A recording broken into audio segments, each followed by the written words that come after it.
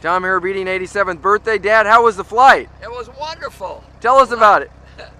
Well, when I controlled it, and it was a little hard, difficult to control until I got a feel for it. I see it's going to take a while to learn how to do it the correct way.